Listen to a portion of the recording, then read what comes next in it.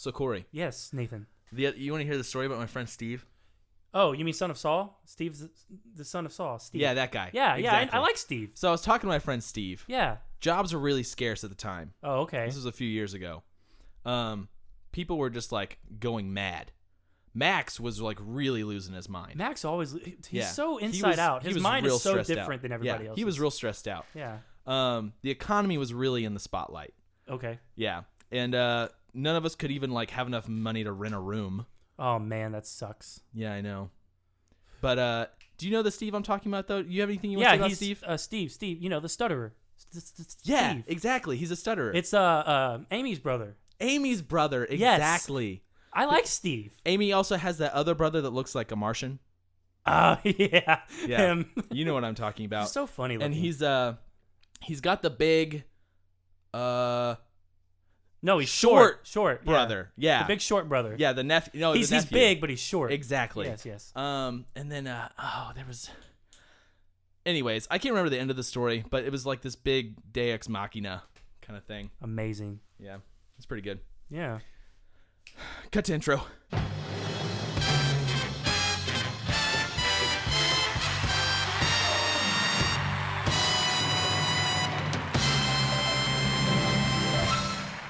Hi, everybody. Welcome to Filmventure.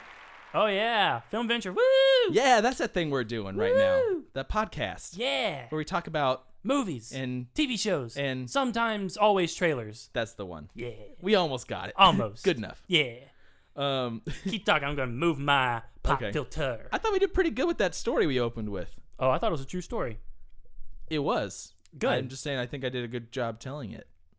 There were oddly a lot of Oscar nominated movie names. In Believe that it or story. not, guys, that was ad-libbed and was only our third try at it.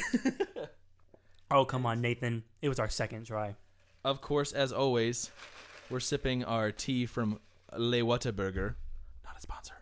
But will be. I feel bad because I say the not a sponsor thing a lot, but you came up with that joke in like our first podcast. I cannot take credit for that.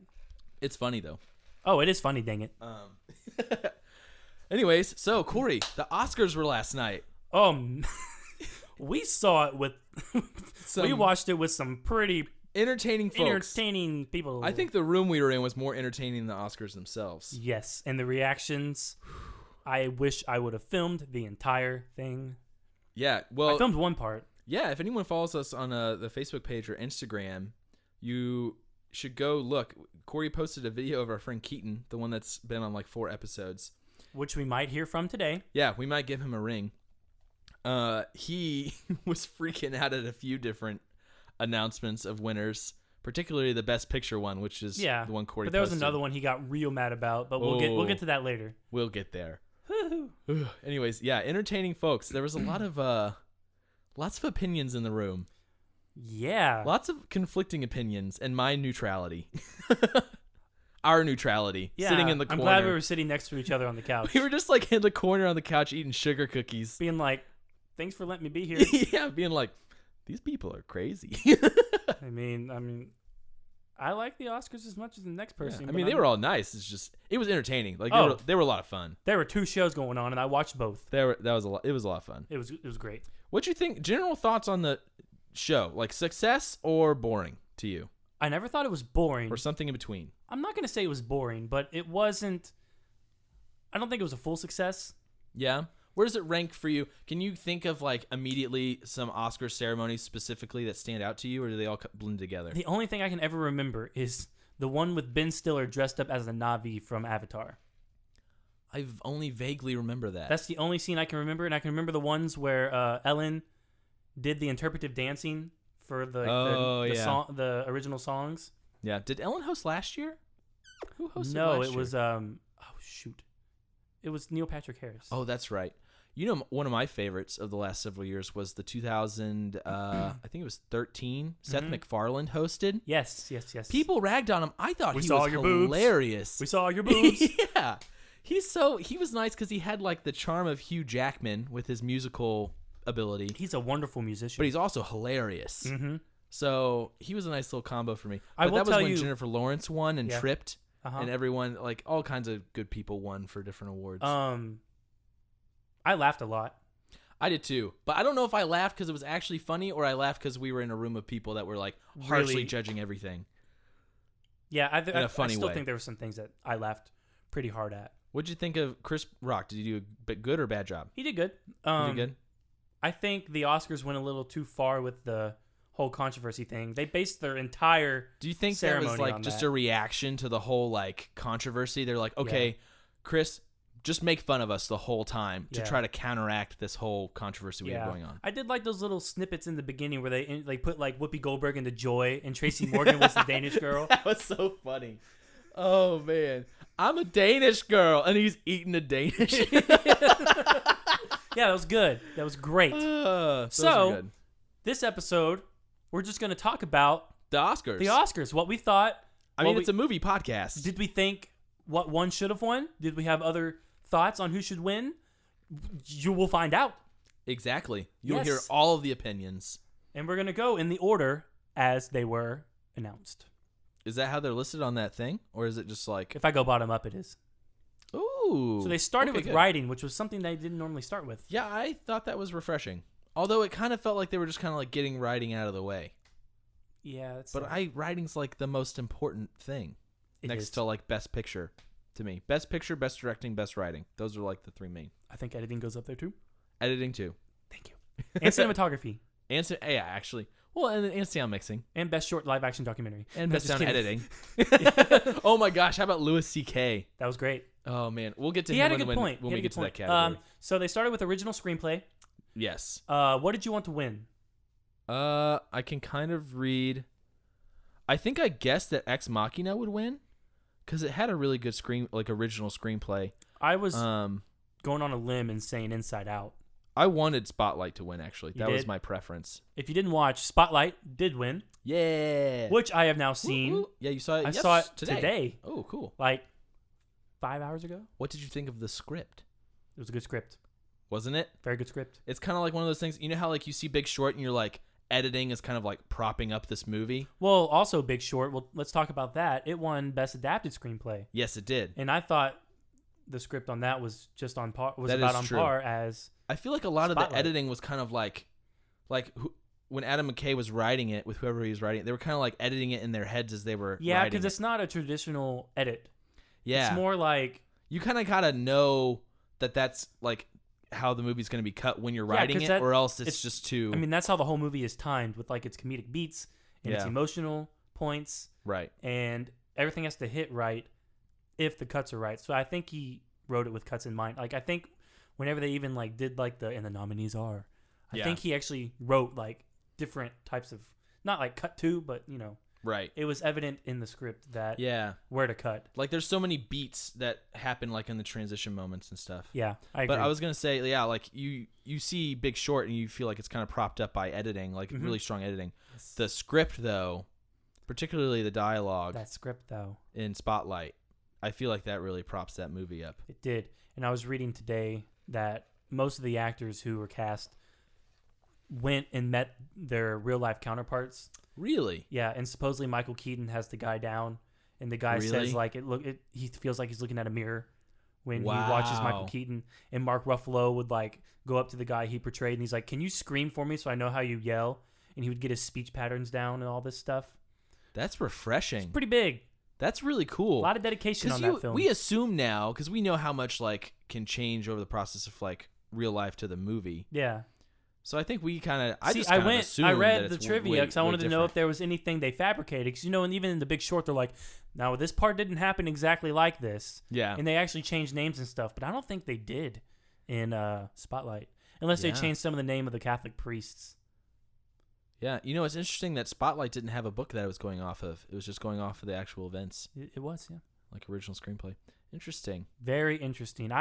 Those I was happy about. It's cool that one's adapted and one is original when both are kind of looking at like a crisis from the last 10, 12 years. No, I guess. And it's amazing how different they are. That would have been 15 years ago was 2001. Yeah. Whoa. Okay. Feel old yet? I'm not even going to go down that road. What's the next award? This next category was the first big surprise of the night. Yeah. It was visual effects, and everyone was like, Mad Max, please, or Star Wars. Yeah, Mad Max or Star Wars. Big blockbuster budgeted films. Lots of special effects. What won? The $15 million Ex Machina. I mean, do you think... Okay, what did you think about that? I was surprised. Were you happy? Do you think it deserved it? I don't know. I think you saw all the movies on that list. Oh yeah, I did. You did.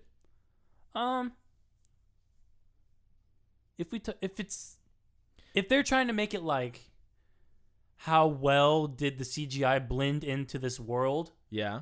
I could see why Ex Machina wins because it's so seamless you never notice it once. Yeah. As opposed to like, in The Force Awakens, when you're watching CGI most of the time. Yeah. Sometimes they do really good jobs at blending. The Martian, you can pretty much tell what stuff is CGI. Not all the time. Yeah. And The Revenant, that bear's fake. Yeah. I think when you say it like that, suspension of disbelief was smallest Ex Machina wins. With Ex Machina. Like, I didn't even have to think. I didn't have to get wrapped up in the story to forget that she's CGI. Like, I just totally took her for granted, like, as if she was real. And it's pretty amazing when you think it was made for 15 million. Yeah, that's crazy. And Star Wars had like 10 times more, over 10 times that budget. Yeah, that's insane. So do you think that should be like even factored in, like what their budget was, or do you think it should just obviously be like it was the not final a factor. product? Yeah, Final product. Yeah. I just thought like with the sheer number of effects shots of like Mad Max and The Martian and Star Wars, that one of those probably would have won. I was also thinking either Mad Max or Star Wars because of the whole Mad Max practical. Yeah, and Mad Max did a really good job with the practicality. Yeah. And blending that with CGI.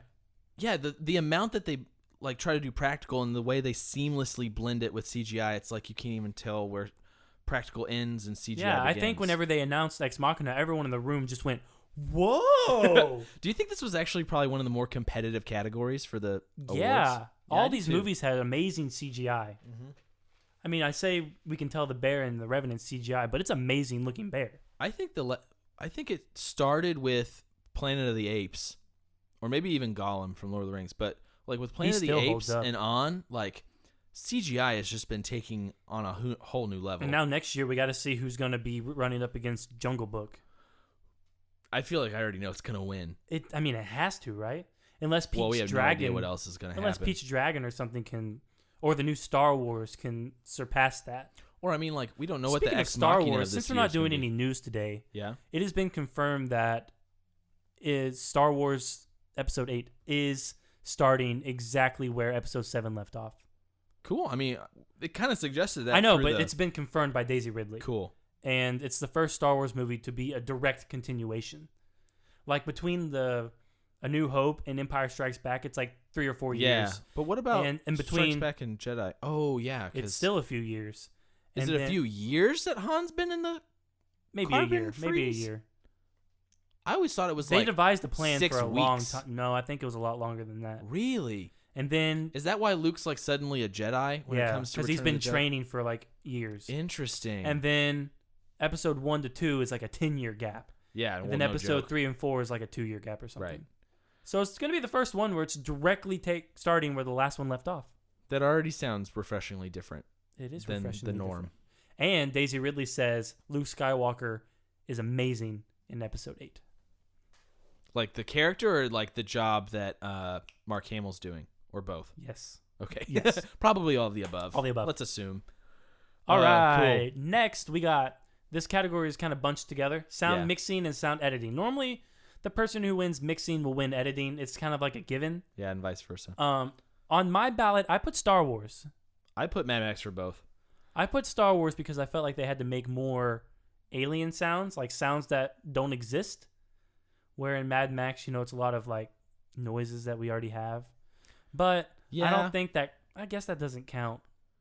When I think of, if it was like Foley, an award for Foley. Best Foley artist? Yeah, best Foley artist, then yeah, I'd probably give it to Star Wars. But sound editing, when it comes to like the arrangement and the use of all of the sound effects in Mad Max, and it's like, oh man, it's like not a lot of dialogue is in that movie. It's a lot of like I feel like It's it's a very almost, visual movie. It's like when the guys were saying when they won, they were like, "This is a movie you have to what do you say? See with your ears or something? Yeah. Or you have to hear." I love the lady who won from mixing. She just comes up. She goes, "Oh, what another lovely day! What a lovely, lovely day." Another lovely day." I thought she said a lovely. She said, "What another lovely day." Oh, Makes more nice. sense. Yeah. So Mad Max won for both. Yeah. It was great. Yep. I was happy. We were all doing that thing where you where you put your hands interlock together above your head. hands above your head like they do in the To win movie for Mad every Max. time it was nominated, hoping it would win. Yes. And, a lot of Mad Max fans That was exciting. at the party. Cool. What do we got next? Short film, live action. We never watched any of those. But Stutterer won. Stutterer one. It's good to know that they keep the award for that. And then Bear Story for short film animated. What do you think about Sanjay's and World of Tomorrow? Neither of those winning. I never saw World of Tomorrow. The only one I ever saw was Sanjay's Super Team, which is Pixar. Mm-hmm. I liked it a lot, but obviously it was not the best. I think where did Sanjay's Super Team rank for you amongst other like Pixar shorts? Or wait, was that Pixar or Disney animated? No, it was Pixar. It ran before the Good Dinosaur. That's right. Where did it rank for you? Let me think of the Pixar shorts. Was the Inside Out one the volcano? Yes. Okay, that's right. Did you I like that one ever better. see La Luna? Yes, duh. It was kind of up there with me. I really liked La Luna. Oh, you're saying La Luna and Sanjay's were like on the same level for you? Yeah. I like La Luna much better. Well, I do too, but I said getting close to the... Oh, okay. I mean, it was very, very good visuals and sound. It was cool to look at. I mean, yeah, I liked it a lot. Cool. You need to see World of Tomorrow. It's on... Oh, actually, my friend bought it on Vimeo for like $3. Well, can he send me the link or something? She She? maybe could. I don't know. But anyways... Oh, actually, no. World of Tomorrow is on Netflix now. Ooh. Go check it out. It's like, 15 minutes long or something. Well, but then I will watch it it's super tonight. good. It's very weird, and it's like randomly funny, and then also really interesting and introspective and philosophical. I broke my desk. Oh, Kory. Anyways, next category. Production design. Ooh. Who did you predict? I don't remember. I think I predicted Mad Max. I think I did too. And that was the winner. It was the winner. Being able to create a completely fictionalized world that everyone can buy. Yeah, I just remember when I first saw Mad Max, the first thing I was saying about it to people was like the world building is incredible. Mm-hmm. It's just like 10 minutes in, you already feel like you If know you everything about how this world works and like, just the whole essence of it. You feel like you're just in it. If you look at all the other nominees for this category, Yeah. all of them are based in the real world. Like The Revenant is based off of a true story in the woods. The Martian is based on Mars, which we know a lot about and the way it looks. The Danish Girl is based on a real time period. And Bridge of Spies, another period it's piece. interesting in all of those movies. I'm assuming for Danish Girl, I don't know about for the others. I know for sure. It's interesting. I feel like the setting is a character of its own in those other movies. Mm-hmm. Mm-hmm. Just like the environment is kind of like playing its own character role. Yeah, and the cool thing Especially about the Mad Max Martian. is that they don't really talk about the environment much, except It's whenever true. like it's night and stuff. Yeah. But think about all the times like the environment gets in the way for people in Mad Max, and then obviously the true. Martian and the Revenant are both like man versus nature. Yeah. So production design in that is huge. Yeah, but I think Mad Max surpassed them by creating an entirely different world that no one has seen before, even in the other Mad Max movies. What do you think about that comment about like this could dangerously be our future for real? I don't know. What do you think about people getting preachy in their acceptance speeches? I see it. It's okay if it's something like... I think it's annoying, honestly. Well, if no one is going to be like, Leo said in his acceptance speech that we should start caring about climate change. I didn't before, but I do now. I think it's fair. I think it's fair if it's something like in Room, if Brie Larson would have been like, raise awareness for, these types of situations and stuff like that. Yeah. or like Lady Gaga and her song for what is it called? The Hunting Ground. I guess maybe if it's like, if it's that but if closely, if like, that's what your movie is about. If it's Leo being like, climate change, your movie wasn't about climate change. Yeah. You were just in cold climates. I mean, like Spotlight, for instance, like if they were to talk about that issue of like the priests in like the Catholic Church, that obviously is so relevant to the movie that yes, that and it's relevant today. But yeah, but if you're in like freaking The Martian and you walk up there and you start talking about like I don't know, what's a totally irrelevant issue to The Martian? Martian conservation. That sounds relevant to me. If you start talking about like the hunger crisis in Hungary, whoa! I just see what I just did there. I didn't even mean to do that on purpose. If you start talking about the hunger crisis in Hungary, when you were in The Martian, like, dude, like, first of all, no one's gonna like have their mind changed or like be like, oh my gosh, yes, hunger is bad. I'm so glad this guy said that. Yeah. Like, you know, like, just say thanks to your mom and your wife or your husband and get off the stage. Yeah. Anyways, I know a lot of people just probably disagree with me on that because they like, you know, feeling like we're all making a difference. But anyways. Yeah, but The Revenant had no climate change. That was before. Yeah, he was just like, we had to go south for the winter. Climate change. He went to Canada. I know, but they had to go to Argentina. They did. Yeah. I was gonna be like, Leo, I believe in climate change, but I don't think that's why you had to go to Argentina. You went to Argentina because you went 4 weeks over your shooting schedule, and spring came. That's called seasons. That's different. The climate is changing, but it's changing on purpose. That's called April. April showers bring May flowers. There you go. I don't want to talk about the next category. What is the next category? Original song. Oh, man. You want to just breeze through it real quick? Or do you want to bash it? Original song. Original song. What did you want to win? I actually thought Lady Gaga's song should have won. That was a good song. That was a really good song. It has a good message. Impactful song. Very impactful. It's about she wrote the song for a documentary. Yeah. Man, that was an emotional moment. And it was an emotional moment. If you didn't see it, The Hunting Ground is about sexual assaults on college campuses. Right. And her song is called Till It Happens to You.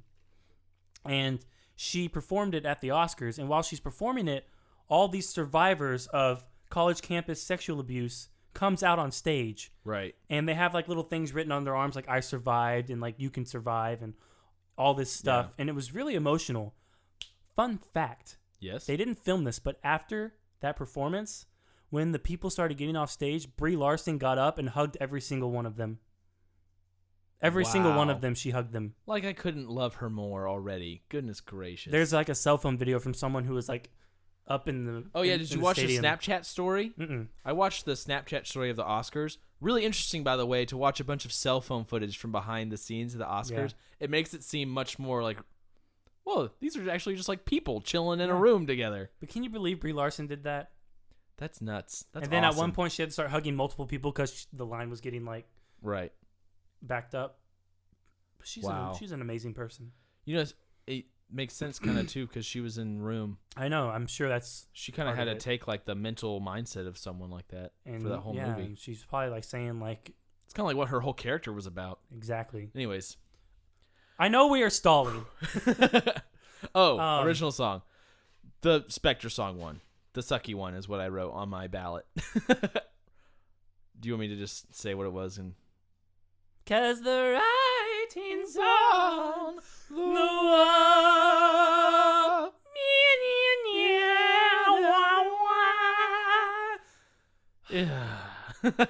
Why do you think? Sam Smith, it won? Stop being so happy you wrote this song in 20 minutes. Why? It sounds like it. It's like I told Keaton. I think he actually spent like 3 months writing it. And then they looked at it and they were like, everyone like made scrunchy faces, and he's like, I mean, I like run like 20 minutes, because that's the only thing people ever say when something like to make something something bad seem impressive. Like, oh, I mean, I guess if you wrote it in 20 minutes, it's not bad. We'll say that every time it comes on the radio, and maybe people will think it's good. They should have just called it "Writings on the Wall." I wrote this in 20 minutes. That's like if you like. It's like if you handed someone a plate of like really battery pancakes, like they're all still like full of batter in the middle. Like I made them like 30 seconds. I barely had any time. I mean, my stove has one temperature setting. That's like, oh, okay, then well, I guess I'll just enjoy eating this batter off my plate then. No, the song sucks. The song sucks. Most people think it sucks. Nice. Most people think it sucks. Yes. And for some reason, Sam Smith is turning into Jude Law. That was funny. Well, if you look at the music video when the song first came out to then, he looks completely different. We saw him on the Grammys. We saw him on the Grammys. We're like, is that Sam Smith? Yeah. Anyways, British people all look the same. Man. I got really mad. I wrote Writings on the Wall as the one I thought was gonna win. Yeah, and it did. Because it won the Golden Globe, and we hadn't heard of the others, so we're like, eh. I like the song "Earned It." It did not earn it. By The Weeknd. No, it didn't. But good song, bad movie. It always frustrates me when they get really good songs for bad movies. Like when Twilight came out and it had a lot of good songs by like Iron and Wine and stuff. Or like Muse had a big song on that one. What movie? Twilight. Oh. Actually had a pretty good soundtrack. And I was like, dang it. I'm just very surprised that the song for Furious 7 didn't get nominated. That's a travesty. Is that the right word? Yes. Okay. That is a travesty. Yeah.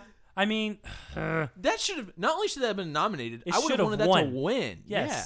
I just watched Furious 7. There's a song about Paul Walker. Yeah, I just watched that movie like 2 days ago, and it's actually really fun. It is. It's very heartwarming. I enjoy it. So now we go to music original score. Right. What did you want to win? Wait, what did win? Oh, that's right. I wanted oh man. I picked Star Wars, but I would have been good with Sicario or Bridge of Spies winning. I haven't seen Carol. Hateful Eight won. Yeah. It was okay fine. With it. It's fine. I mean, it's not anything special. It sounds like a spaghetti western. Yeah. And if that's something that gets the Oscar Academy going, fine.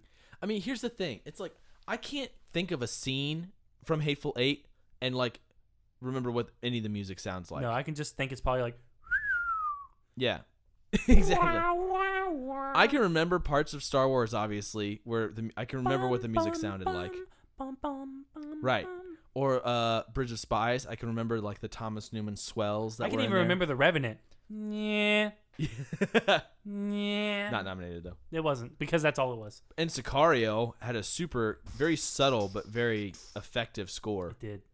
I haven't seen Carol. Anyways, I'm fine with Hateful Eight winning, but I think I'd been happier if someone else won. Me 3. Makeup and hairstyling. Our favorite category. It doesn't look like Mad Max had much competition on this one. No, it was Mad Max. Yeah. I mean, The Revenant had some pretty good makeup and hairstyling. I mean, they made it look like Leonardo DiCaprio had been mauled by a bear. Yeah, that was very effective. That was one of the funniest bits of the Oscars when they cut to the bear suit and he's just like, and then they cut to Leonardo DiCaprio and he's like so confused. I don't think I saw that part. And then they cut to Alejandro and he's just like, huh? What did this bear doing in the audience? It's like they almost didn't know that there's like a running bear joke about their movie. Backstage, Kelly Ripa gave Leonardo DiCaprio a stuffed bear. Really? Mm-hmm. Oh my gosh. Like I couldn't love Kelly Ripa more. I know. But the makeup and hairstyling of Mad Max, really great. Ooh, we're going to start stealing a thing from Scrubs, a Scrubs episode, where whenever they burn someone, they go, Kelly Ripa, and then they walk away. Why? Because it's super funny, and you just reminded me of it, so we should start doing it. Okay. Kelly Ripa. Like, Kory, nice beard. Not Kelly Ripa. See? It's fun. Best foreign language film. Son of Saul. The only one I saw the trailer of, so I assumed it would win. And I don't know anything about any of the other ones. And it did. Yeah, there you go. I've seen a real Oscar in real life. And it was a foreign language film Oscar. Ooh. When I interviewed that. Susanna Beers, or Lauren did, but I was there filming it. Yeah. Susanna Beers for In a Better World. Wait. I remember that movie. Was that a documentary, I think? Or It was In a Better language? World, right? Yeah, that's what it's called. Yeah, okay. I know there's a movie called In a World. It's a Polish film, I think. I think so. Yeah. Anyways, Okay. that's that. One of my favorite ones. Kory's future nomination will be in this category. And hopeful win. /win, yeah. I already got my speech. Nominations. Hopefully. You've already got your speech? For No. real? No. You don't even know what movie it's going to be for yet. You don't know who to thank. Just put blanks. I don't know why I thought that I'd was like to funny. thank movie studio, There you production company. That makes sense. And then you can just give that list to... What'd you think about the ticker that they put on the I like bottom? I like that too, but it didn't, didn't really do make the anything. speeches any different. No. I think they forgot to tell people. I would have just been like... I'd pointed down at like the bottom of the screen and be like, you know who you are. Otherwise, bye. Peace out. I'm going to go get this engraved. Preachy statement about something. Walk away. I'm so glad to win with my film about dying clowns. And I'd like to let you know that about... this is a serious issue going on in the world. We're running very low on clowns. They're not dying. Birthday parties everywhere are not knowing what to do. Actually, they are, because they didn't use clowns in the first place. I believe Muppets should be able to wear whatever hand they want. That's kind of disturbing. Exactly. The more I think about it, the more disturbed I get. Kermit deserves the left hand. Oh, gosh. Please move on. What's the next... we got to do... Let's do this. Film editing? Yeah, we haven't even said what the category was yet. Film editing. Oh, we did? Film editing. What is it? Film editing. I got it. Okay. Which is misleading because everything's digital editing now. Mostly. The final negatives on... Well, no. You're right. I thought The Big Short would have won because it had the most creative editing. And it had the most editing. The editing was like its own character. It was. But Mad Max won, which had really good editing. It really did. It did. So I see why that one won, and I respect it. Yeah. You know, I saw an interview with George Miller where he said, like, his reasoning behind, like, picking his wife to edit it. One was she's a great editor, and the other one was like, I don't want a man to edit this because I feel like it'll just turn out to be a typical action movie. Mm-hmm. And so him saying that suggests that, like, Mad Max coming off as like a really original action movie, like not a typical one, comes from the editing. Yeah. Like more than anything else almost. And even she said at the end, she's like, editing is the last bit of writing the movie gets. Yeah. So it's the last rewrite. It's the last rewrite, exactly. So documentary short subject, A Girl in the River, The Prince of Forgiveness.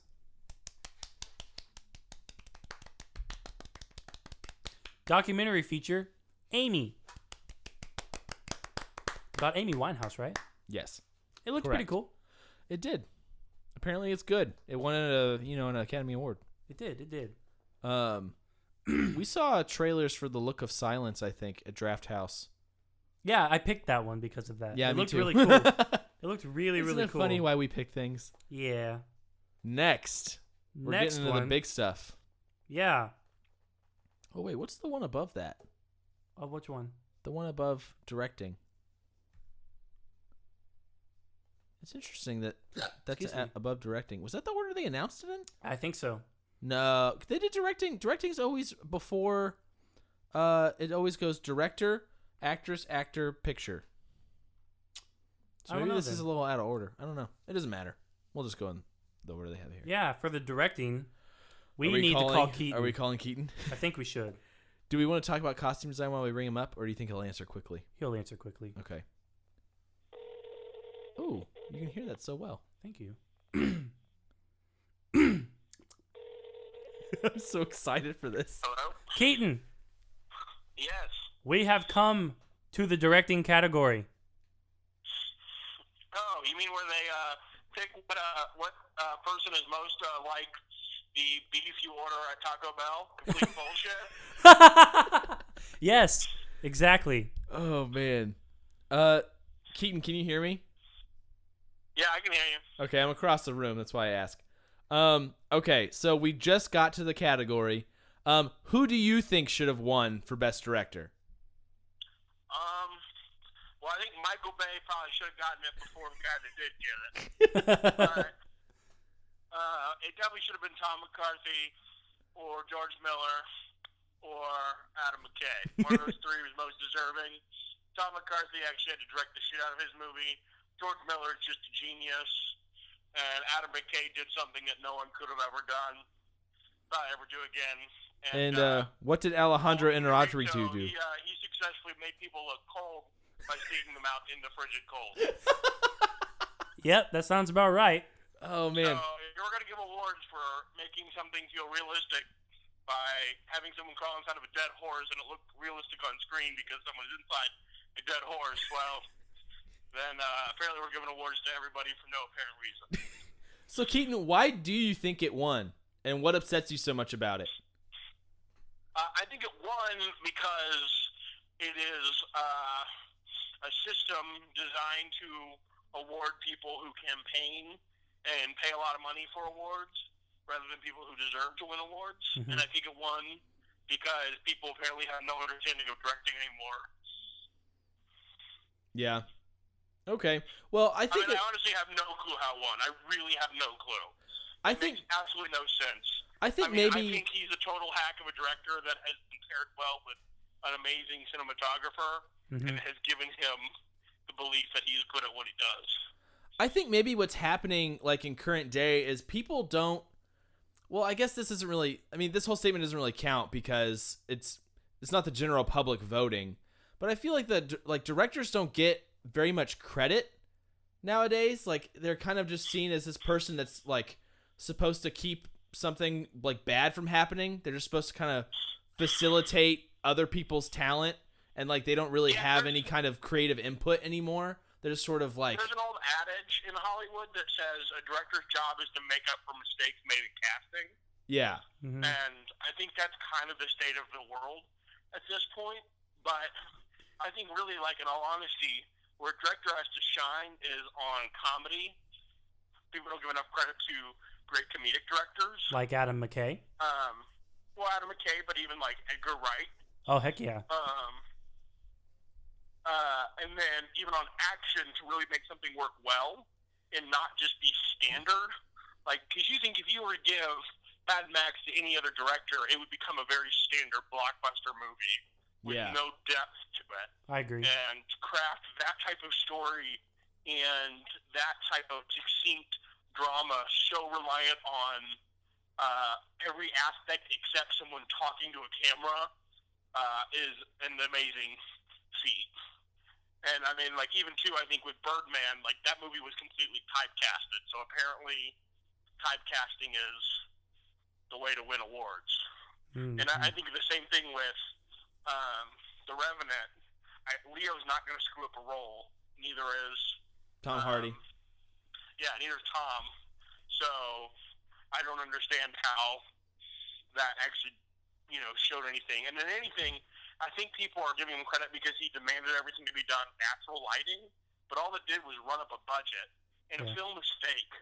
And so how are you going to say he gets awards for making it so realistic when he used a completely CGI bear? So I'm not saying he should have done a real bear in there. I mean, I would have liked the movie a whole lot more if Leo had to fight a real bear. So, Keaton, I have one more question for you. What kind of influence do you think like the behind the scenes stories about like set and the production behind the movie, what kind of influence do you think that plays on who wins versus what actually ends up on screen? I think it's a huge deal because you think about the amount of Oscar screenings that get put on and where people go and meet with producers and directors. All of that is a campaigning tactic to get people's awards. So where someone like, I think both Spotlight and The Big Short, people are fascinated by the story and are probably talking more about the impact the story had or what an amazing craft was. Whereas with The Revenant, everyone wants to know, how did you film it? What was your technique?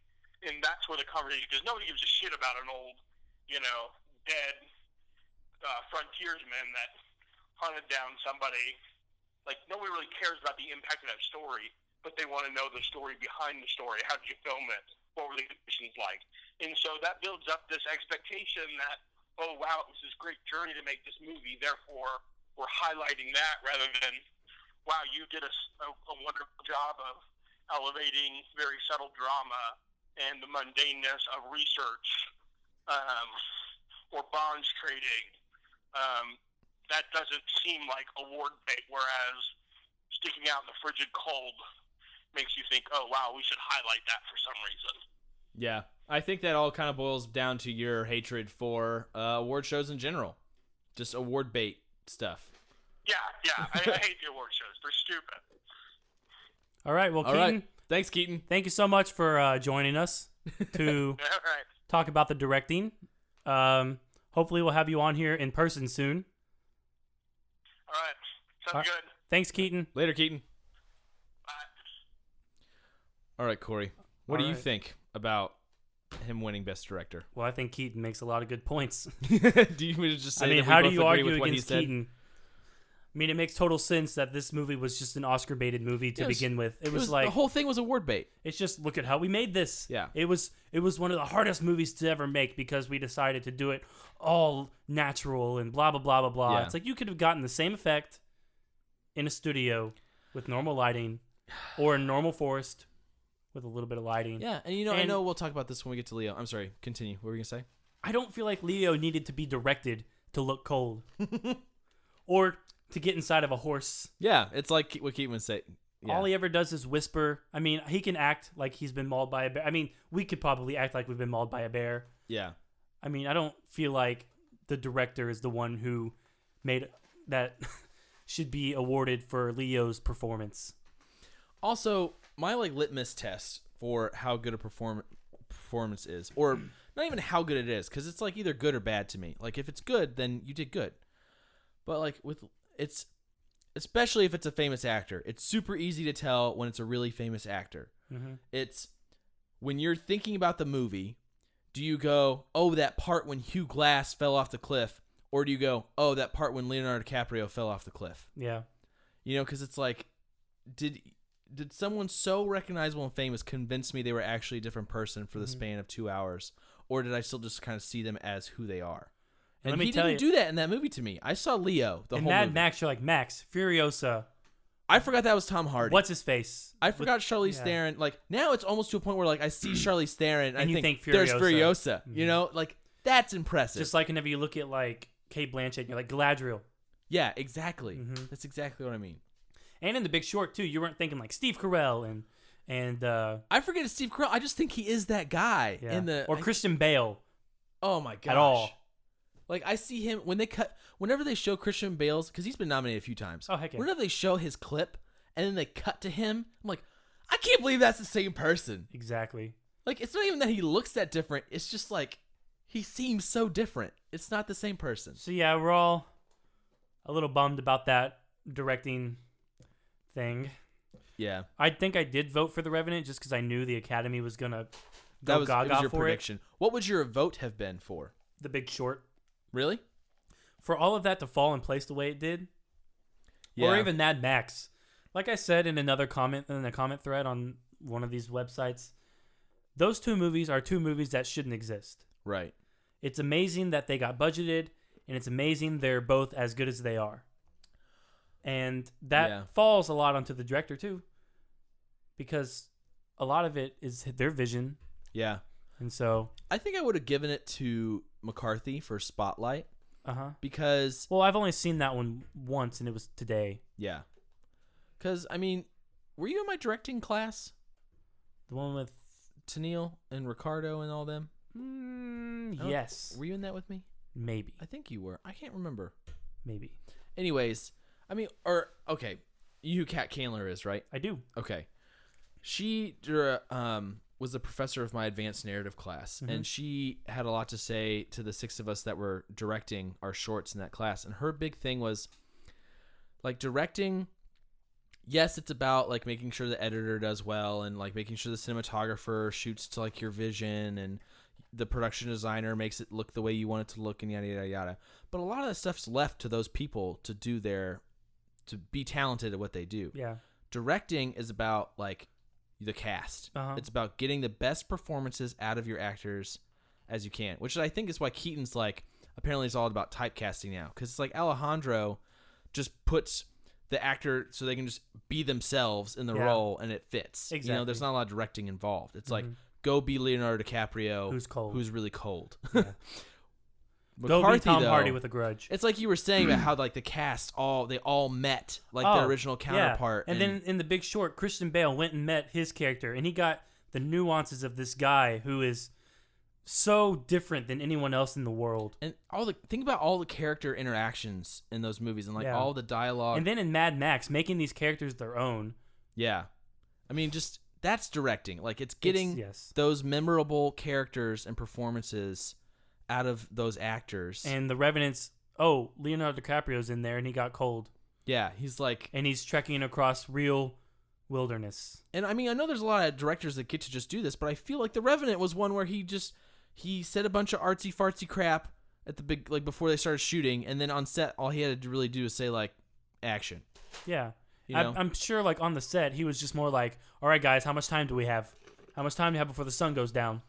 Yeah, or I mean, I heard Tom Hardy tell a story from about the set on The Revenant, and he said a lot of it was just Emmanuel Lubezki and Alejandro Inarritu. How do you say his name? Inarritu. Yeah.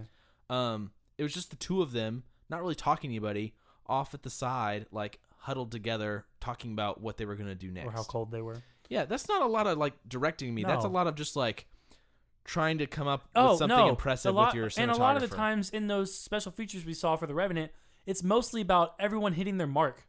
Yeah. Because they just had so many people on screen at a certain amount of times. It was all about, we just had to make sure everyone hit their mark and all this kind of stuff. And it's just like, that's not directing. It's about the cold. It's about the authenticity. Yeah. About the camera work. When do you ever hear them talk about the characters? They don't. No. There's not once. Exactly. I think we beat this one with the dead horse that Leonardo DiCaprio got into. I think a lot of what we said also overlaps when we get to Best Actor too, so we don't have to spend as long. We're not going to call Keaton. Okay. Oh yeah, no, we won't. What's next? Costume design. If you've been looking at this technical award stuff, you're going to know it's Mad Max. Yeah. I mean, this movie. I was surprised. This movie swept like all the technical awards because technically it's amazing. Would you have rather it won 6 for the ones it did, or none of those 6, but like 1 for Best Picture? I would have liked to see it win for Best Picture. A movie like that winning Best Picture would have been fantastic. It'd have been awesome. It would have been awesome. But yes, the costumes in Mad Max are amazing.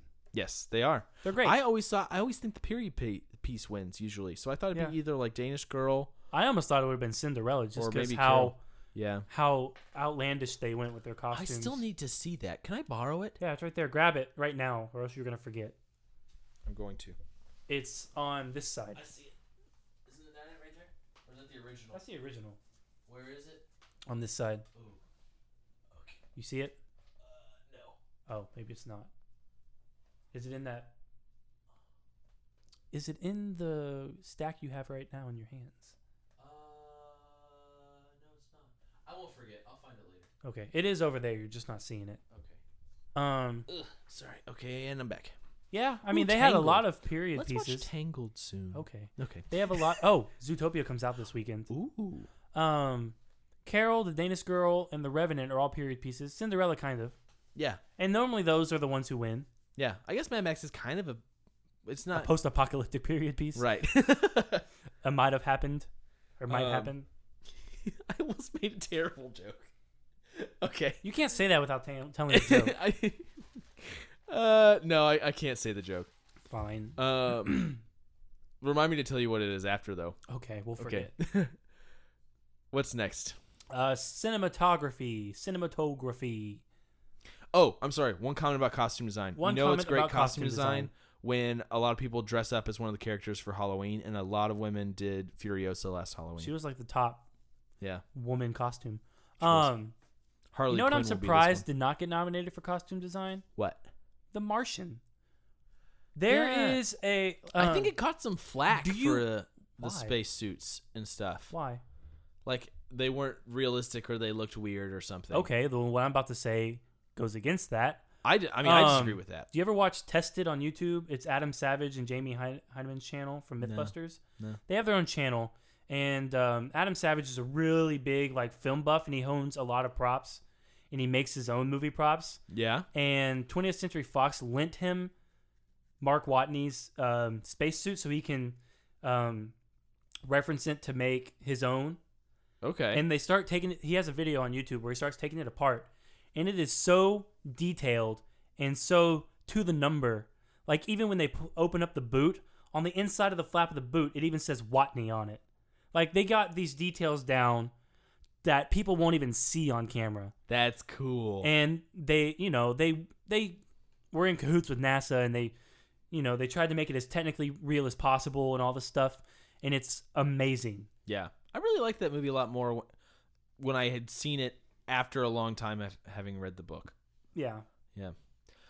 Anyway, it sorry. was just something I wanted to say because that costume design is like fantastic. Yeah, I agree. But I like that Mad Max one. Yeah. It had more costumes. Most people in the Martian were wearing normal clothes. Yeah. Very competitive category, that one. And then we got animated feature film. The Return to Form Pixar. Are we going to skip cinematography? No, I'm going back. Okay. Sorry. Okay, I didn't know we were going to... I love Inside Out. I didn't know. I thought you had like maybe missed it, so I was just making sure. Cinematography is the one that Keaton hates. Wait, what? It's The Revenant. Oh, I thought you meant like is the category that Keaton hates. Like no, he it's the hates movie cinematography. Keaton. He just it's like, wait, what? He thinks cameras are overrated. You don't need them for filmmaking. It's kind of a big part of movies. But in its defense, I do think if anyone should have won for The Revenant, it's the cinematography. Yeah. He did a lot more than Alejandro did.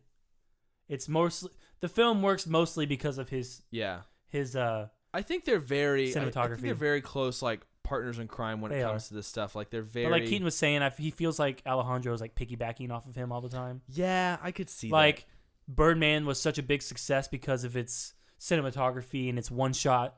Yeah, that's true. Who was it again? Emmanuel Lubezki? Yeah, AKA Chivo. Chivo goes by Chivo a lot. Yeah, I mean, I think. Did you want Sicario to win? Since it was Roger Deakins? I would have rather either Mad Max or Sicario win. Nathan and I talked about this when we were watching Sicario. It's such like a realistic type of cinematography, but it's also very stylistic at the same time. Yeah. You know, I think back to that movie a lot now, and everything about it is almost perfect. Is tension building. It is, yes. Like the acting, the cinematography, the score, all of it, just like I think back to it, and it's like, how can we make people like just tense up as much as possible watching this? Like it's just so uneasy feeling, like all of it, just the whole tone of it. Mm-hmm. Very well done. The Revenant is Oscar bait, and they took the bait. Yeah, I will say though, The Revenant, man, it was gorgeous. Oh, it was very gorgeous. Nice to look at. They shot it on like a brand new camera. They were the first people to shoot on this camera. Yeah. Shooting in natural lighting in one of the most beautiful places in the world. I do think shooting just natural light made a difference. You think there's something to say with artificial lighting that makes it look different? It added to the realism. Yes, I really think there were some shots here where I was like, if they weren't doing just natural lighting, or like this CGI would look in the different. background.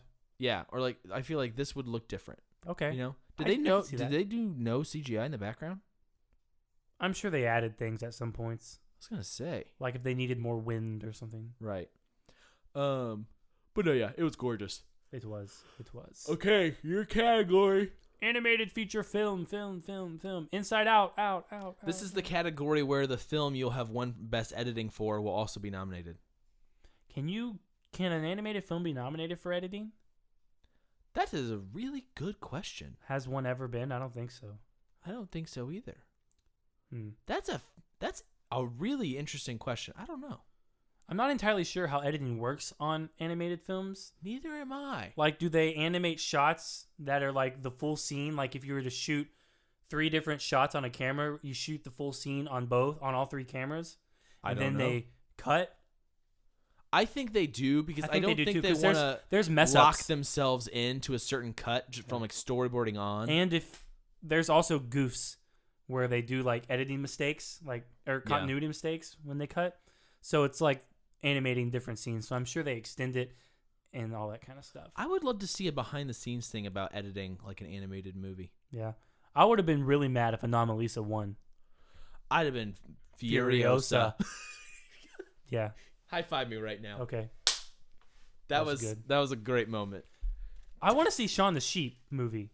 I do too. Because it has like 99% of Rotten Tomatoes.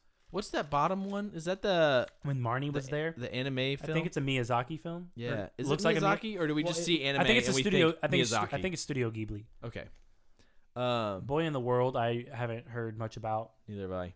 But the return to form Pixar. It's a great movie. It is a great movie. It's like all the feels. It's like number 5 or 6, honestly, on my Pixar list, but it's still great. It is. I mean, the ones that are above it for me are like Monsters Inc. and Toy Stories. Yeah, and Incredibles. Yeah. That movie is incredible. And WALL-E. WALL-E. Yeah, it's like those 4 right there. But yeah, Inside Out was really good. I bet you this year it's going to be Zootopia that wins. You think so? It's not going to be Finding Dory. Are there any other real competitive ones coming out, you think?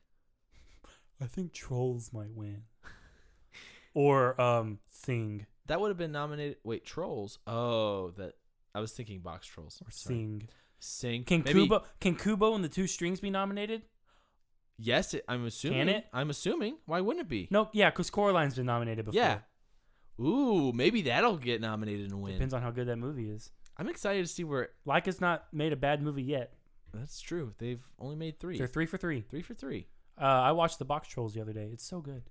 I need to watch it. It's on Netflix. Okay. You really need to watch it. It's good. Okay. Nick Frost does a voice, and so does Simon Pegg. Ooh, there you go. Actress in a supporting role. Yes. I didn't really know who was going to win this one. It's very interesting because I would have assumed Alicia Vikander, she won, would have won for Ex Machina. But she won for The Danish Girl. She wasn't even nominated for Ex Machina. No. She must have done really well in The Danish Girl. She must have. Can you be nominated twice if you're in 2 movies and they think you're that good? Yeah, I think it's happened before. Interesting. Running against yourself. Right? Yeah. Didn't the Muppet movie have 2 songs nominated? Yeah, I mean that's an example. But I mean I think an actor has been nominated twice for different movies. Okay. Wouldn't that be cool if you were nominated and won for Best Supporting Actress and Best Actress in a Leading Role? Whoa. I wonder if that's ever happened. If it has, I bet it was Meryl Streep that did it. Probably. She's been nominated like 16 times or something. She was nominated a lot. That's insane. John Williams has been nominated 50 times. 50 times? I want to know what 50 scores those were. I'm going to look when we're done. I want to know, I want to know the scores that didn't get nominated. Yeah, probably Hook or something like that. I bet you Hook got nominated. Maybe. It's great. I wonder how many scores he's done. I bet you it's almost thousands. Not thousands. I bet you it's almost 1,000. Years. He's 80, right? Yeah. So that means 50 years ago, he could have started getting nominated in like when he was 23 or something and have skipped a few years and still getting at 50. He seems like a very humble person. I want to meet him. He seems like a nice person. He seems like a grandpa. Yeah, a great grandpa. Kind of like Santa. Yeah. Anyways. Let's see what's next. Actor in a supporting role. This one was everyone was very surprised by this one. I was very surprised. Everyone thought Sylvester Stallone was going to get it for Creed.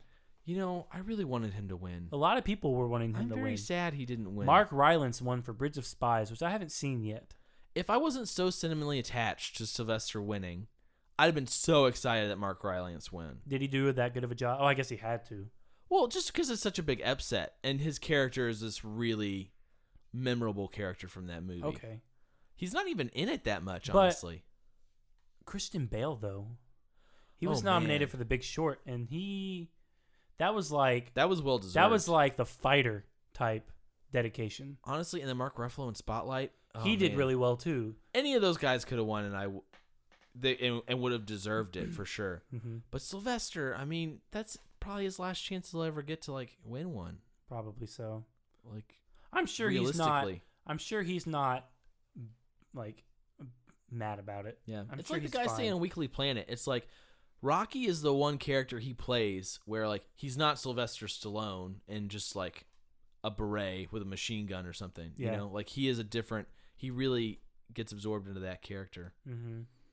Because, I mean, Rocky's his baby. He wrote the first one. It was like his brainchild all those years ago. Anyways, you haven't seen Bridge of Spies yet. I haven't. Not yet. Okay. Well, I want to know what you think about Mark Rylance once you see it. I'll let you know. We should go dollar theater it. Okay. Cool. Actress in a leading role. I'm very excited. Oh, yeah, me too. Brie Larson won for Room. Yay. Yay. Jennifer Lawrence didn't win because she was in a movie about a lady who made a mop. The only other person I would have been happy that was to a have funny win, joke, too. It was. Wait, which joke are you the talking one about? with Whoopi Goldberg where she's on the set That's what I thought. of Joy and she's like, they're making a movie about a white lady who made a mop. You know what it takes for them to make a movie about a black lady? She's got to, like, cure cancer. Yeah, find the cure for cancer.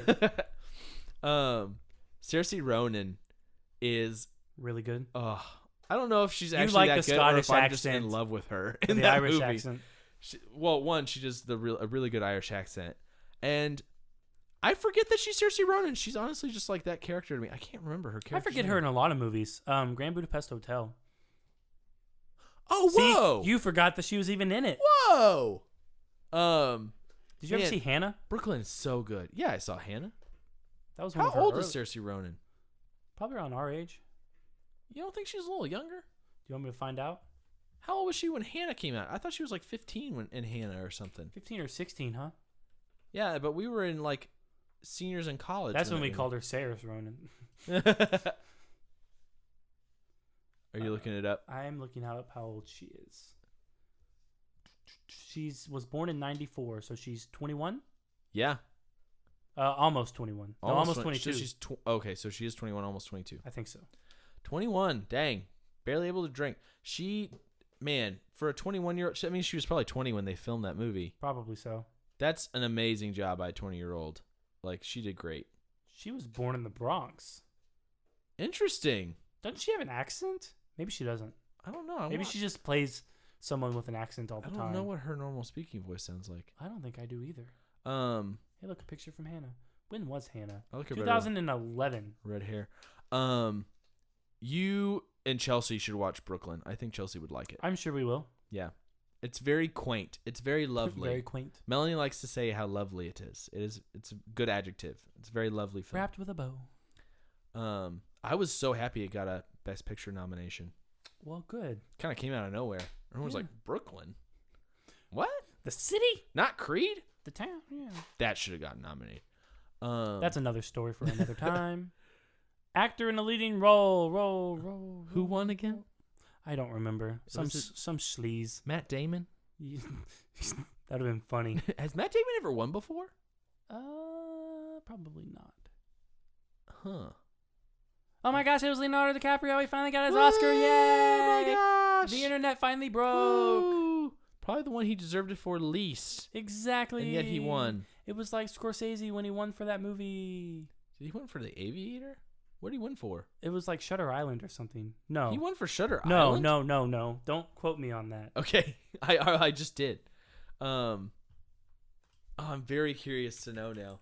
I also want, while you're at it, will you also, after that, look up if Matt Damon's won an Oscar? Yes. Well, I know he has won an Oscar for Best Writing. He won for Best Screenplay with Ben Affleck for Good Will Hunting. Departed is when he won. But he deserved it for that. Okay. That movie also won. I just remember a lot of people that won said, Best Picture that year. I just remember a lot of people said that was like, basically like a lifetime achievement, like Lord of the Rings winning for. Oh, I disagree. Have you seen The Departed? Not in a long time. It's really good. Now, what did you want me to find out? Matt Damon, but I already know the answer. He's won an Oscar, but I want to see if he's won for an acting award. But I know he won. He won when he was 27. He won for Best Writing for Good Will Hunting with Ben Affleck. Right, that's what I just said. Oh. He won... Oh, that's Golden Globe. That's the only Oscar he's ever won. But he's also been nominated for what? Best Performance by an Actor in The Martian. Best Performance by an Actor in a Supporting Role for Invictus. Invictus, okay. Oh, I remember that. And he was also nominated for Best Actor in a Leading Role for Good Will Hunting. Oh, good for him. I love how he won the writing, but not the acting. Yeah, that's how him and Ben Affleck got famous. Nice. For making Good Will Hunting. Yay. And then they made that TV show Project Greenlight. Yay, but we should probably talk about Leo since this is his Oscar. Okay, sorry. He won. Yay. Whoop-de-doo. It was because of that great directing by Alejandro. I was about to say, what award should he have deserved it for more? And I was like, that's too long. A lot of people thought he should have won for Wolf of Wall Street. I don't. I think he should have won for... What's Eating Gilbert Grape? Oh, him and Christoph Waltz were both nominated for supporting. He should have won for Django. For Django. But he would have had to beat Christoph Waltz for that, who also did incredible. But Christoph Waltz also didn't cut his hand open and keep going. That's true. But that's also another thing, is that it's kind of like an Oscar Beatty story, even, like... I don't think so. Oh, the fact that he broke his hand? Yeah. Or not broke his hand, cut his hand? Yeah. Maybe, yeah. Look at the dedication on that guy. If you ask me which character I remember more from that movie, it's Leo's character. Yeah, Calvin J. Candy. Oh, man. He steals the show does. in that movie. He should have won for that, if you ask me. He should have. But this was just, I'll get sick, I'll get a lot of phlegm, and then we'll be done, and I'll win an Oscar. I mean, you remember what I said when I was like, I feel like after Alejandro won for Birdman, he met up with Leo in the backstage, and he was like, can you write me one of those so I can get an award? Yeah. It was like, I felt like whenever Leonardo, I know him on first name basis. There you go. I felt like when Leo was going to, you felt like if Leo was going to win. If Leo ever won the Oscar, I felt like it was going to be something where people were not expecting it and be like, "What?" Yeah, but this year everyone's like, "It's going to go to Leo. It's going to go to Leo. It's going to be his year. He's going to do it. He's going to do it. Look at what he did for this movie. He's going to do it." And then it happened. Everyone's like, "Yay, I told you so." Yeah, I mean, I thought the year he won would be just like the most amazing thing ever. Be like, "Yes, he finally got it and he completely deserved it." This one, people are just like, "Meh, he got it. Okay." Well, you know what it was? It's that not even that I wanted him to be an underdog, but just have better competition. Exactly. He should have had a competition with Christian Bale. They should have put Christian Bale as a leading role. You think so? For The Big Short. I think Steve Carell was more of a leading role than... One of those two should have been. Yeah. I think Steve Carell deserved it more than Leo, and I know Keaton would agree with us. I thought Michael Fassbender did a good job as Steve Jobs. He really did. He was... I haven't seen the Danish Girl, but I'm sure Eddie Redmayne did fantastically, like he did with The Theory of Everything. Right. Do you think Matt Damon should have even been nominated for Best Actor? He was kind of himself, wasn't he? Yeah, he was just kind of Matt Damon-y. Go back to that typecasting.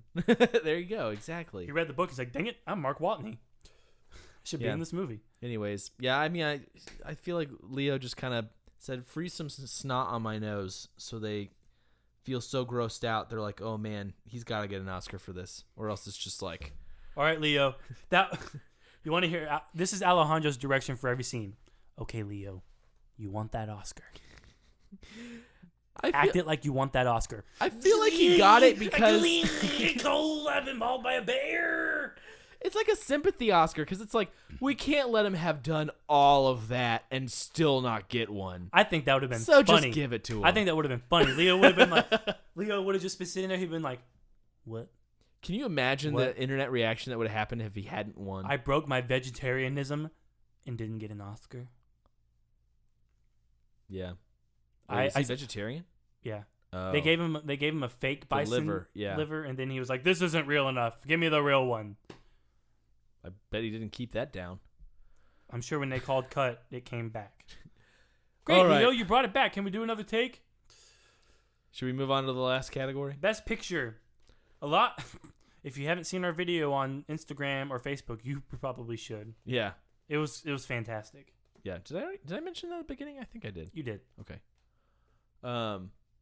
Okay. So the nominees were Bridge of Spies, Brooklyn, Mad Max, The Martian, The Revenant, Room, The Big Short, and Spotlight. Now, I thought it was going to either be The Revenant, Mad Max, or The Big Short. That's exactly what I thought too. Those are my top 3. I think a lot of people thought that's what it was. What did win was my number 4. Spotlight. Yes. Got the Spotlight. That is awesome. And I hadn't seen it until today, and now that I saw it, I understand why. Do you think it was better than The Big Short, though? Not for me. You like Big Short better? Yes. Now, I think this one won because it was more serious about its subject. it took it a lot more seriously than The Big Short did for most of its movie. It did. For most of its runtime. And I think the Academy really likes that. You know what? They also, eat it like candy. I think as a movie, okay, so The Big Short, obviously there's a lot of stuff about The Big Short that's different, refreshing, and like really cool and very well done. I do think when it comes to a total film, though, Spotlight makes more sense as the pick for Best Picture, because just from a narrative standpoint, the story feels more like it actually happened.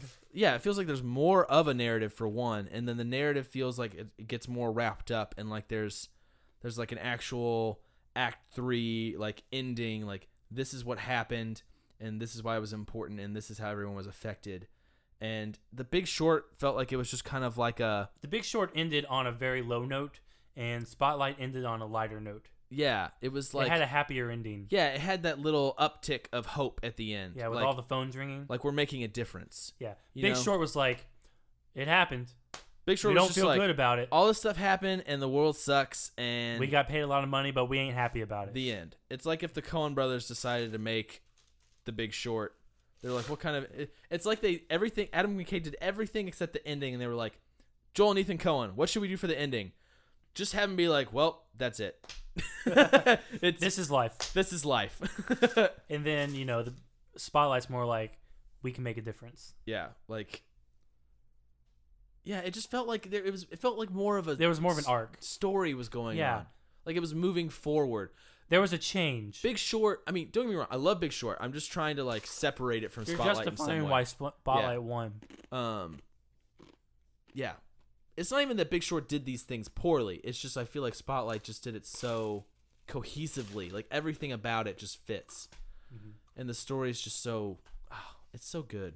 And honestly, a lot of people can understand the story in Spotlight a lot easier than you can understand the story in The Big Short. Yeah, and you know what? The story in Spotlight isn't even that easy to follow. There's a lot of different people. Oh, yeah, but you can figure out what's going on. Yeah, exactly. But I remember, man, the second time you watch it, man, and you know who they're talking about when they say that weird lawyer name that you didn't really know who it was till halfway through, but you watch it again in the beginning from the very start, you know who they're talking about, it makes a big difference. And like the beginning scene in the 70s? Are we talking about Spotlight? Yeah. Yeah. Yeah. No, yeah, I'm talking about Spotlight when they talk about like Garabedian, or like the case. When they just say like the Gagin case and stuff, like it took like 4 or 5 times of them saying that for me to be like, okay, so that's what the Gagin case is versus this case and blah, blah, blah, blah. Yeah. Once I had all that sorted out in my head and I watched it again, I was like, oh, now I see why that was such a big deal when Rachel McAdams said that to Michael Keaton, or just it's worth a second viewing. It's not like a one-off movie. I think it did deserve the Oscar. Yeah. I think any one of those 4 movies would have deserved it. Yeah. So honestly, I was surprised Bridge of Spies got nominated. I honestly don't know if I love that movie. It's the movie you watch with your father. Yeah, who said that? Honest Trailers. That's right. It is. It's like a really good movie to like you go home for the weekend, you visit your family, you watch it with your dad, Which it's a movie that my stepfather would definitely watch. Oh yeah, my dad would like it too. It's a good movie. It's a typical Spielberg, Tom Hanks team up. Mm-hmm. But I honestly feel like I would rather Creed gotten nominated than Bridge of Spies. What do you think about Room?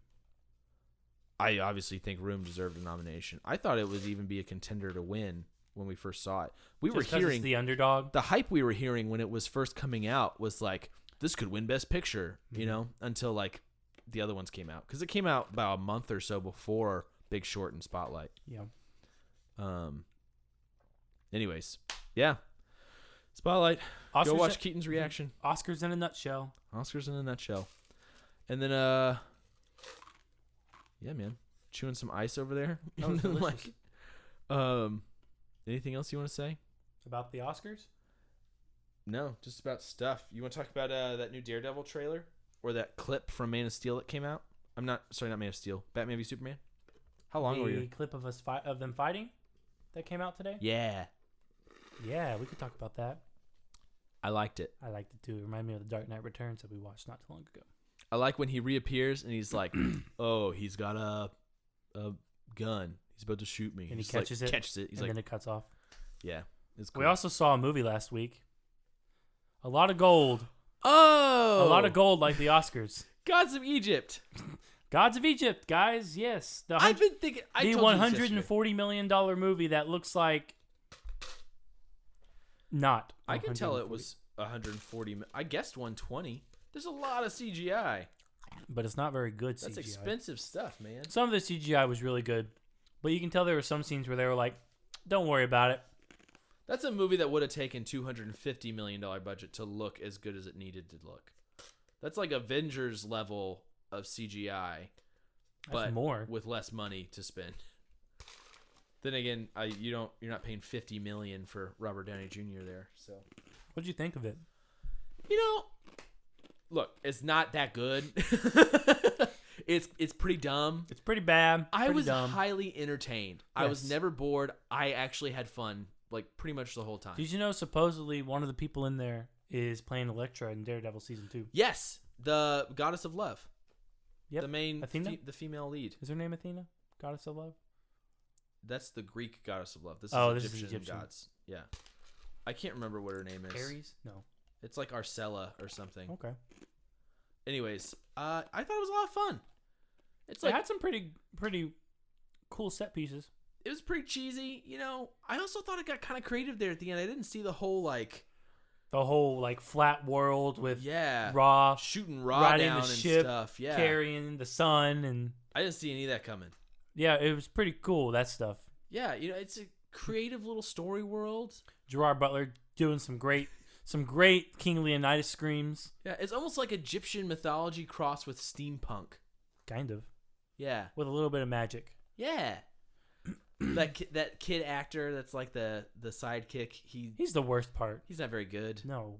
Neither you never buy for 1 minute that he loves that girl. Neither's the girlfriend in it. No. They're kind of. See, that's where the story gets. The whole movie is riding on their love, and their love is not believable. It's the most unconvincing part of the movie. Yes. The gods stuff, though. That stuff was pretty cool. That character, that stuff was pretty cool. Yeah. That stuff was pretty cool. I didn't hate it. The Sphinx was pretty cool. That was a cool part. I liked the. I told you that. I think that's where they put all their budget was in that Sphinx. Yeah, I liked the God of Wisdom too. He was funny. Black Panther. Yeah, he was. Chadwick Boseman. And then I did not know that. What's his name? Jeffrey Rush. Jeffrey Rush was in it. Mm-hmm. That was. He plays Ra. I thought Gerard Butler actually wasn't that annoying. No, neither was Jamie Lannister. Yeah, I thought he did really well. I really liked him in this. He needs to be in more stuff. He needs a better actor to talk to, though, whenever he's buddied up with somebody. Yeah. That kid actor was just... I liked how they really pulled off the whole gods are taller thing, too. That was cool. That was some, like, Lord of the Rings level... Right? Size comparisons. That was cool. That was pretty amazing. I also liked how they bled gold. They did bleed gold. That was cool. Fight scenes were pretty... They were okay. They were pretty good. They were doing a lot of that camera movement like Dark Knight Returns did. Kind of. It was like very kinetic action. There's some cool fight scenes. It was okay. Yeah. Anyways, it's a fun movie. I didn't feel like I'd wasted my 2 hours. No, I mean, it's something that if it came on TV and I had nothing to do, I'd sit there and watch it. Yeah, I would too. And I'm sure that's going to happen one day.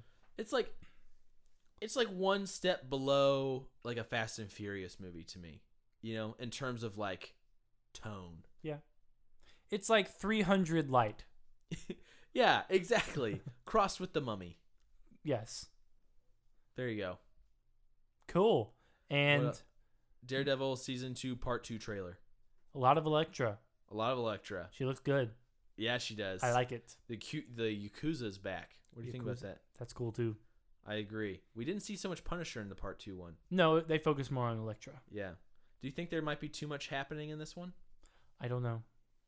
I really don't. How much longer we got? 3 weeks? Something like that. Just under a month. Yeah. Cool. What are you more excited for? Batman v Superman or Daredevil? Daredevil, yo. Even though we already have our tickets for Batman v Superman. I think I'm more excited for Batman v Superman. I am glad we're going to see it in IMAX, like true IMAX. Me too. 70 millimeter IMAX. You got to get there early and get good seats. Yes. Well, I want to sit more at the top next time. Me too. I was thinking I've never been able to sit like at the tippy top of that theater. I don't want to sit at tippy top. I want to sit like 5 rows down from the top. Okay. I mean, it's a very steep. Wait, no. When we went with Kenneth to see Tron, we had good seats. We did. We had like the middle. We had like almost to the top. Top-ish middle seats. It was like good. eye level. And this isn't 3D, which is good. I don't want to see this in 3D. Yeah, me neither. It's just IMAX. Wait, it's not in 3D? I don't think so. Okay. Are you sure? It could be, but I don't think the one we're going to see is in 3D. No, I don't think it is. I think you're right. That's good. I think the tickets would have been like $20 each if it was 3D. Is this movie coming out in 3D? I don't even know. I never heard anything about that. Maybe it's not. Let's look that up after this. Okay. Okay. Cool. We're going to one of our loved segments. Binge This. We have created a new theme song for it. It was a lot of hard work. Hours of writing and rewriting the lyrics, and getting the melody just right. It took a couple days. We did a whole recording session for 4 hours yesterday to get it down, and I think it turned out pretty well. Play it now. Binge this. See, I think that was quality. I think that was amazing. Yeah, I agree. I liked it. What are you binging? Chelsea and I binged the entire series of Fuller House, season 1. Oh, there's been a lot of talk about that. A lot of talk. Very divisive on whether it's good or not. I think it's all based on who watched it when they were younger and liked it. That's exactly what it is. It's based on who watched it as a child, who liked it as a child, and if you want more of that. So, to preface, did you like it as a child? Yes. Did you like this Netflix season? Yes. There you go. But I see exactly why a lot of critics don't. It's getting pretty bashed, pretty banged up by the critics. So are you willing to admit that... I'm willing to admit it's not the most quality TV I've ever seen in my life. What percentage of your admiration comes from nostalgia? Probably about 96%. There, that was even higher than I thought you were going to say. I mean, as I was watching it, I could be like, I know exactly why people hate this. But I love it. It's very nostalgic. Yeah. The kids who play DJ's kids aren't the best actors in the world, but they do okay. The girl who plays Kimmy's daughter is she's pretty good. Yeah. The first episode is very, very nostalgic. It has everyone except the Olsen twins. Yeah. There's a couple things in there that I thought they hit too hard on the head. Like there's a part where it's like, "Where's Michelle?" And they're like, "Oh, she's in New York with dealing with her fashion empire." And then everyone looks at the camera and pauses for a second, like And then and then in another episode, Kimmy buys her daughter a dress for her birthday, and she's like, "Oh, it's part of the Mary-Kate and Ashley collection." And then Kimmy's like, "Yeah, these prices. No wonder they don't go back into acting." And it's like, really? You don't have to hit it that hard on the head. It's not like you're Deadpool. And then they, they talk about hugging a lot. And then Uncle Jesse is kind of like in one episode, he's like, "Yeah, I feel like whenever we hug, I feel like I can hear like violins playing." And then at the end they hug and they hear violins, and he's like, "Does anybody else think they hear violins?" And it's kind of like that stuff that's just like, really? You don't have to do that. So would I like it if I didn't really watch the show that much when I was younger? Should I even try?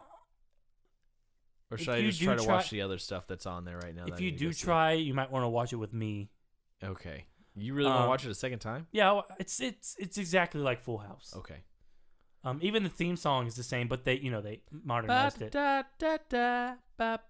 Yes. The intro is really nice. It's very. I'm just trying to see if I can remember it. Yeah, you got it. It's one to hold on to everywhere you go. I remember the words. What I really want out of Fuller House is I hope they get renewed for a second season. Really? And I hope since they got all this nostalgia out of the way, they will actually work more on making good episodes. Was this meant to be like something that got renewed? I thought it was just kind of supposed to be this reunion one-off kind of thing. No, the cast has said they want more seasons. Really? Yeah. Okay, cool. I mean, it doesn't really end where everything's all happy tied up.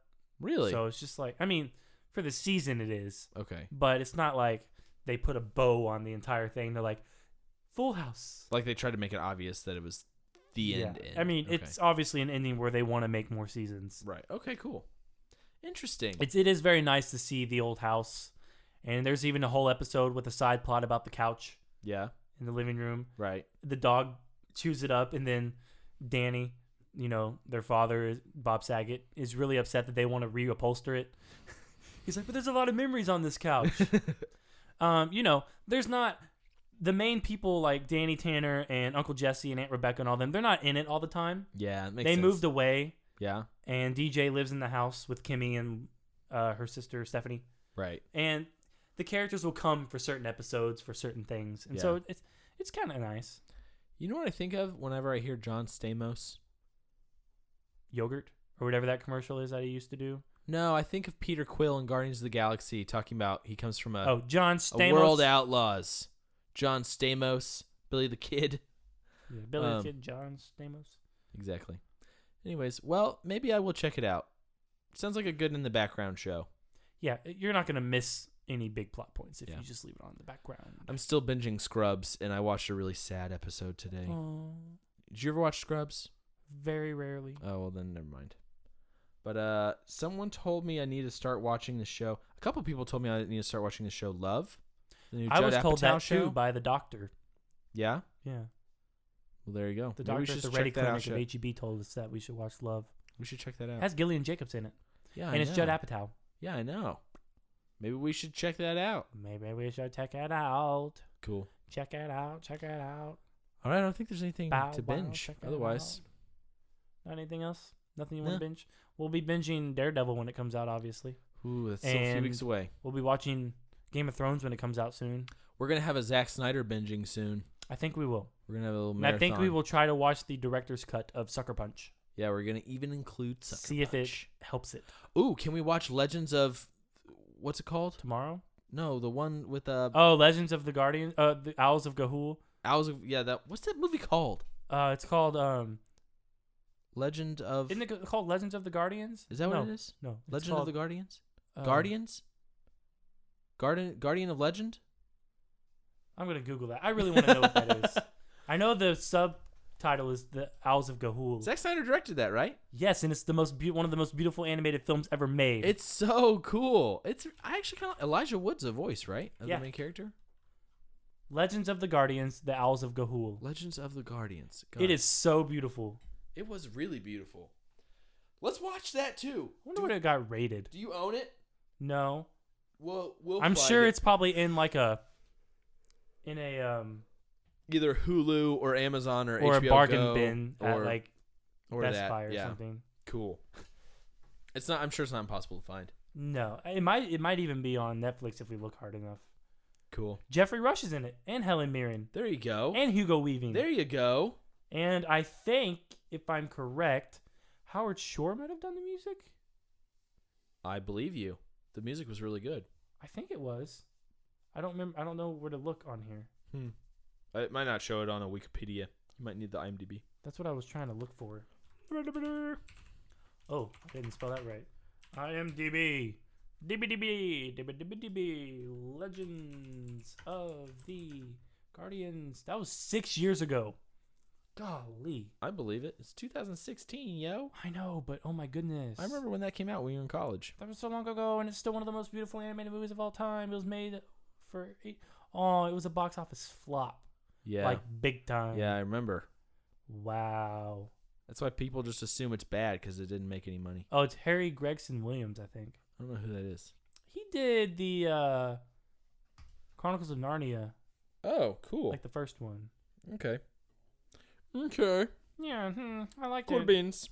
Very pretty. All right. I Should we guess call it a night?